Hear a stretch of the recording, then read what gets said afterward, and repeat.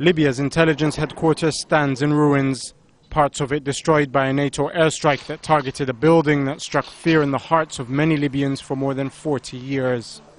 Among the rubble and ransacked offices lie some of the deepest secrets of Gaddafi's regime. Thousands of secret documents outlining how the colonel suppressed his people for all these years. And despite Gaddafi's anti-American rhetoric, there is evidence that his regime maintained direct communication with influential American figures until just a few weeks ago. In the office of Abdullah Sunusi, head of Gaddafi's intelligence service, one of his in-laws and a man wanted for war crimes, Al-Jazeera found what appeared to be minutes of a meeting between senior Libyan officials and David Welch, former Assistant Secretary of State and the man who brokered the deal which restored diplomatic relations between the US and Libya in 2008. Welch now works for Bechtel, a multinational American company with billion-dollar construction deals across the Middle East. The documents record that David Welch met with Gaddafi officials at the Four Seasons Hotel in Cairo on August 2nd. They further note that during that meeting, Welch advised Gaddafi's team on how to win the propaganda war, suggesting several, quote, confidence-building measures. Minutes of this meeting note his advice on how to undermine Libya's rebel movement, with the potential assistance of foreign intelligence agencies, including Israel. Any information related to Al-Qaeda or other terrorist extremist organizations should be found and given to the American administration, but only via the intelligence agencies of either Israel, Egypt, Morocco, or Jordan. America will listen to them. It's better to receive this information as if it originated from those countries.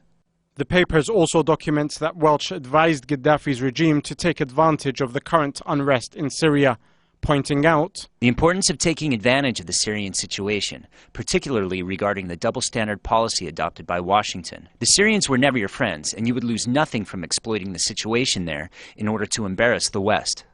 According to the document, Welch also attacked Qatar's role in supporting the NTC, describing Doha's actions as cynical and an attempt to divert attention from the unrest in Bahrain. The document claims Welch went on to propose the following solution to the crisis, which he said many would support in the US administration.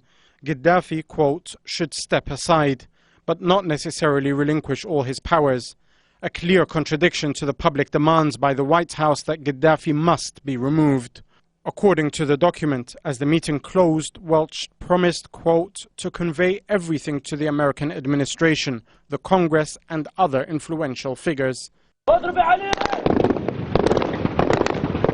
it appears that David Welch was not the only prominent American giving help to Gaddafi, as NATO and the rebel army were locked in battle with his regime. On the floor of the intelligence chief's office lay an envelope addressed to Gaddafi's son, Saif al-Islam. Inside, Al-Jazeera found what appears to be a summary of a conversation between US Congressman Dennis Kucinich, who publicly opposed US policy on Libya, and an intermediary for the Libyan leader's son. It details a request by the congressman for information he needed to lobby American lawmakers to suspend their support for the Libyan National Transitional Council and put an end to NATO airstrikes. According to the document, Kucinich wanted evidence of corruption within the NTC and any possible links within rebel ranks to Al-Qaeda.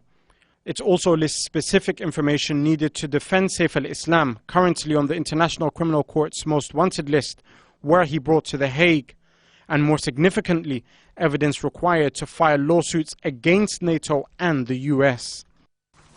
It took 6 months to topple Gaddafi's regime, but the colonel did rule for over 40 years, during which thousands went missing, planes were blown up, and billion-dollar deals were struck. Finding out the true story behind all this will take a long time.